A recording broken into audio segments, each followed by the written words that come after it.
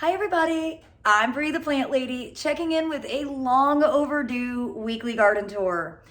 We are officially in the winter season, and as you can see, I am here in the holiday inspired greenhouse. Everything is doing really well in here. I'm keeping things very dry, not heating the greenhouse at all.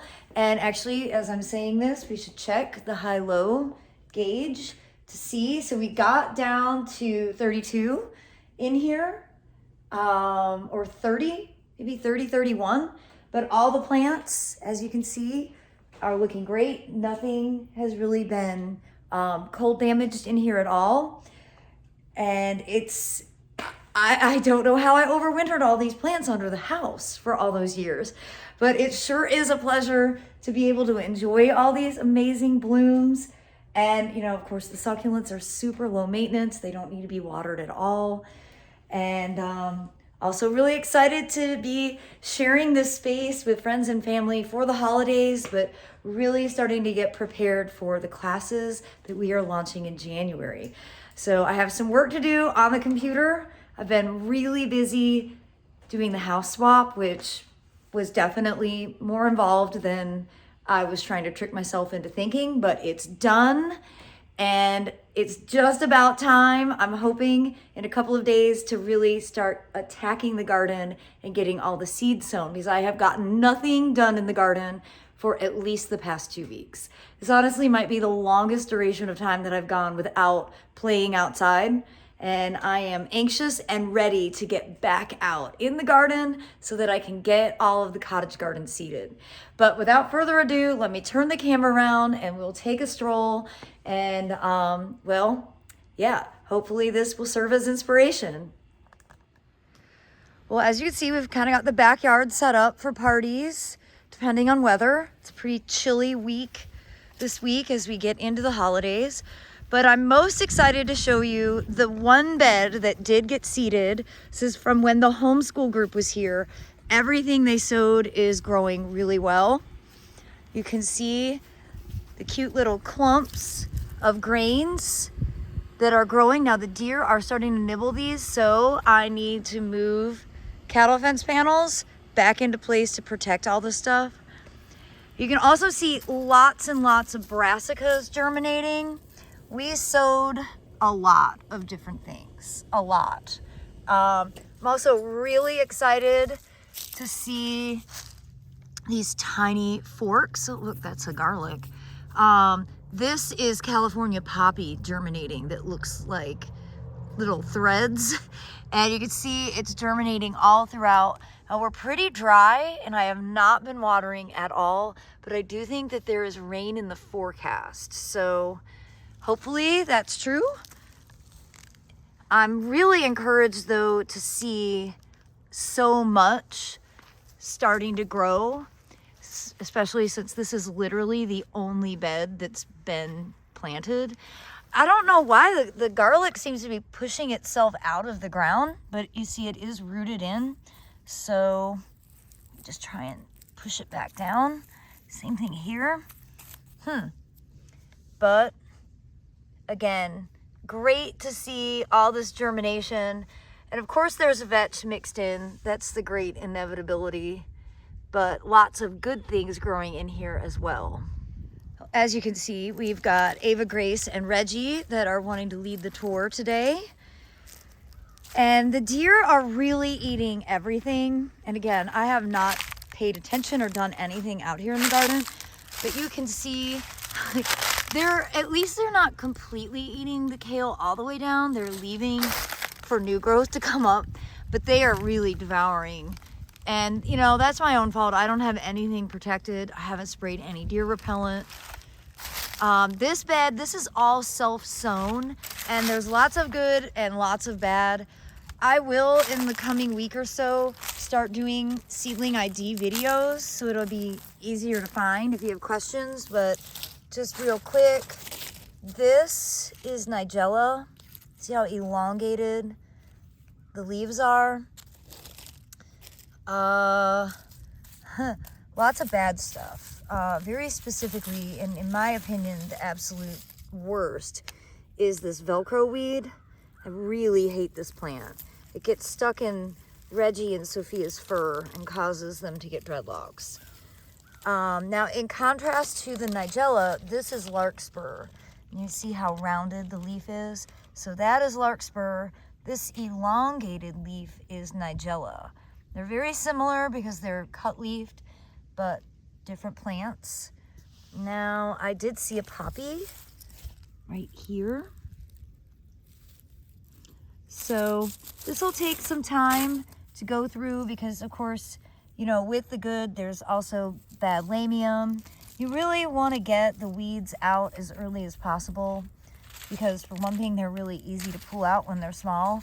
But these non-desirable plants will sort of take over the border. And, you know, I don't want a whole bed of this stupid native geranium that isn't pretty. I certainly don't want to allow the vetch to get completely out of control. She says with trepidation. The vetch is always here. It's here to stay.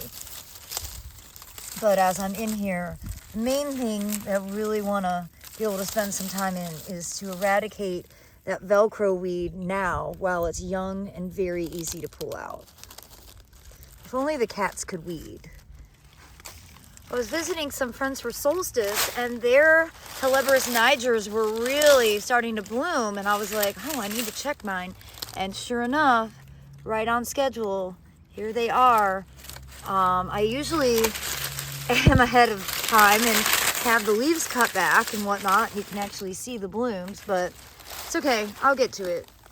Once December 27th rolls around, I'm gonna be able to spend some time out here in the garden.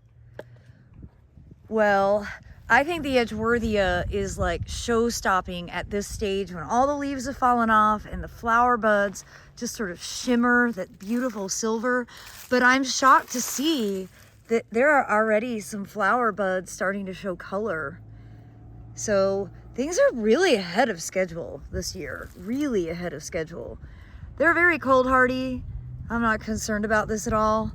And they're certainly not ready to be brought inside and forced. They need a lot more flowers open. They won't really, if you bring them in at this stage, they don't really develop. But pretty cool that it's already almost Edgeworthia season. And the crazy thing is I don't have any Prunus mumes in flower yet. Usually the Prunus mumes, like this one, are in bloom in December for the holidays. And this year, none of those are flowering. They have flower buds, but none of those have opened yet. And I did mention we got really cold last night. I wanted to check in on the camellias. The camellias are way ahead of schedule.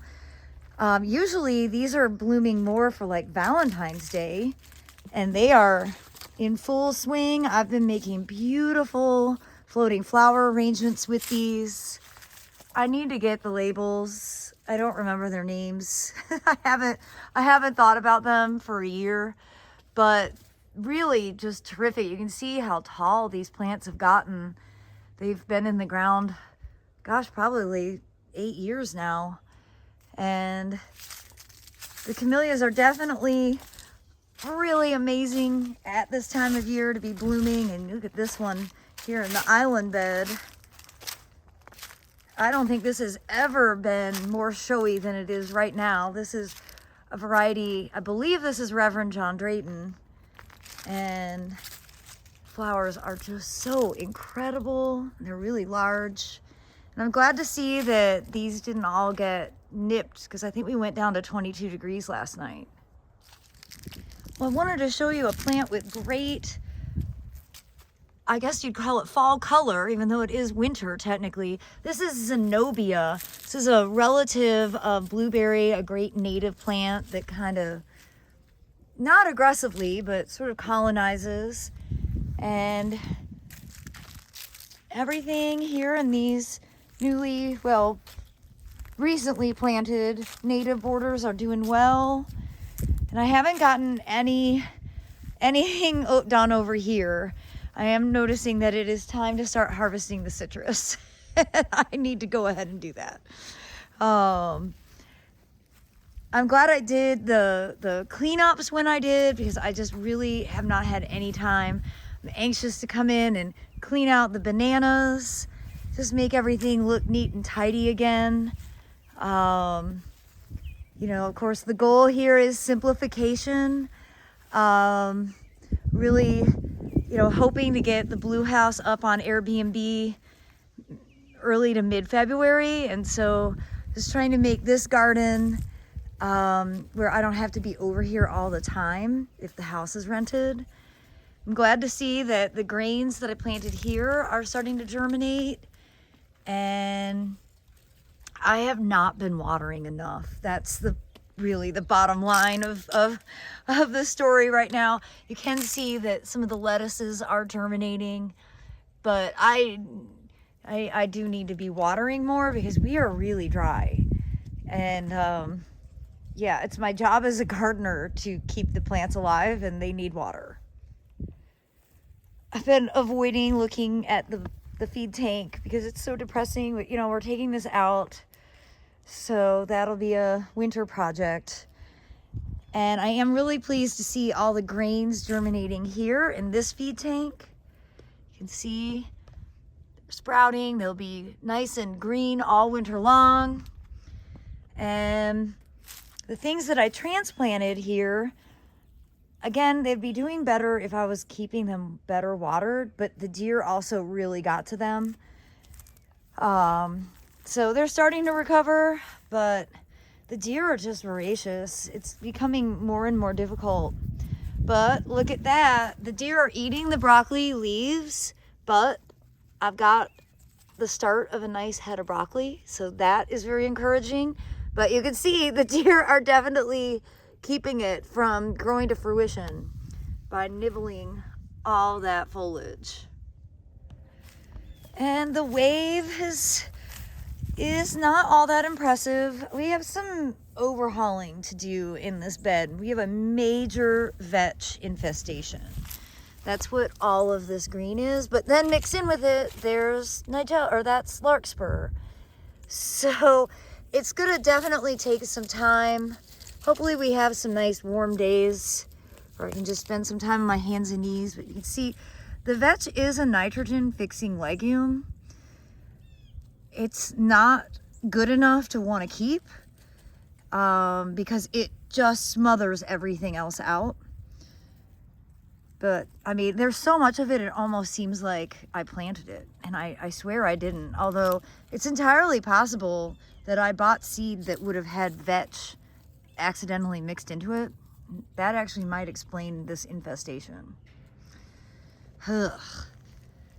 Just gonna wait for a warm, sunny January day and get to it. That is not today.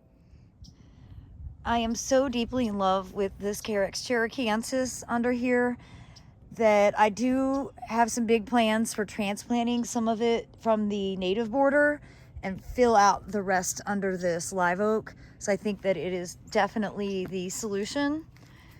And as I come along here, I wanted to check to see if October Affair is in bloom, and it is. Holy smokes, is it ever. Look at that fabulous flower. This is such an amazing camellia, and there's tons of blooms. Oh my gosh, I'm gonna have to make some more floating arrangements. Actually, I have a bunch of kids coming this afternoon for art in the greenhouse. I will have them gather the flowers and make some floating arrangements to take home. And it's finally a cloudless blue sky day, and you can see the winter sweet blooms up there, and they smell so incredibly good. I need to bring out some pruners and get some of this into the greenhouse because everybody needs to be able to enjoy this fragrance. It is such a fabulous plant. Well, everybody, I am freezing. I need to put my coat back on. It's a really big temperature differential between inside the greenhouse and outside. And inside the greenhouse, you think you're gonna melt. Literally, chocolate melts inside of there. It's very, very warm. But outside, it could have like frozen water. It's really not warm out. So anyhow, I am wishing you all the very best. I hope you have a wonderful holiday season, doing whatever it is that you want to do.